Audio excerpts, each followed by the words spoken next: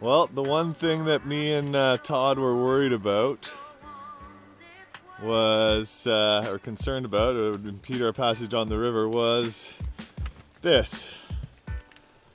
Basically ice going right across the river.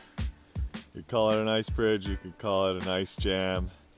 Either way, it's ice, it's impassable on my raft. And I'll probably end up camping when I get all this stuff over there. I don't know how I'm going to carry this raft. That's going to be a pain in the ass, but you got to do what you got to do. Oh yeah, so because of the ice dam here, I've had to take apart the raft, and that centerpiece is not light whatsoever. So I'm going to have to huck that, I don't know, a good half a K. It's day 54 or something like that, and I'm here on the Kootenay River. Todd left me yesterday, and shortly after he left me, I ran into this ice dam behind me here, and I had to portage everything about 500 meters over to here. I ended up setting up camp just up here on the river bend. And then this morning I went to put some more air in the raft, and it completely deflated. At least the front part, or the stern of the boat did. Completely deflated because the little pin thing fell out. I guess the cold, it made it loose or something. And then it wasn't holding air once I finally did pull it up, but now I think it's good. It's just does not seem super secure. So that's good. And I'm just gonna head downstream here and hope that the river doesn't ice over again.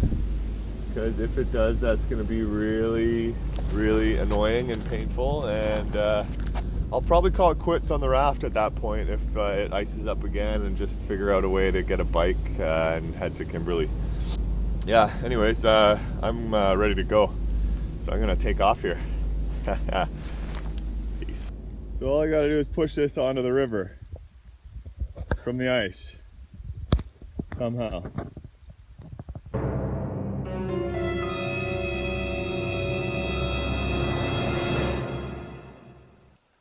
Just a little ways downriver, I ran into another ice flow.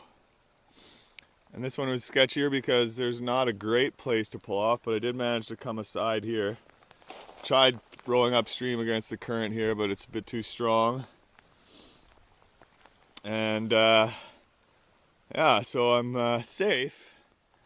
There's an ice dam there, but unfortunately I went right on this island, and so now I'm on an island with ice on either side. Not ideal conditions. The mountains look beautiful over there though. I don't know what I'm gonna do. Maybe set up camp here for a while. There goes some deer up in there, showing me the way. Thanks, dear. That was really tough and annoying. I just had to take apart the whole raft, hike it across this island because of an ice jam and a deadly corner that had a bunch of sharp snags sticking out of it. And I had to sort of bushwhack through a bunch of young alder or brambles or some annoying bush. This is what I had to carry. That was probably the most annoying thing. Pretty damn heavy. It looks like light aluminum, but it's actually pretty heavy with those plywood and stuff. So that was heavy. This Rubbermaid was pretty awkward. I have way too much food and stove and gear in there. And then the raft itself was actually probably the heaviest, but it was not too uncomfortable because it's sort of soft on the back. And then there's just a bag of other gear and the oars. Super challenging, and now I gotta get over there, and that's where I'm gonna meet Randy on a bicycle, hopefully. Looks like I may not get to Kimberley tonight. Still got a long way to go. I came down the river from upstream there, ran into an ice floe on the other side of that island, had to hike my stuff across that island, deflate the raft, take it across that river, and then hike up this hill. And Randy and Cindy met me. Amazing!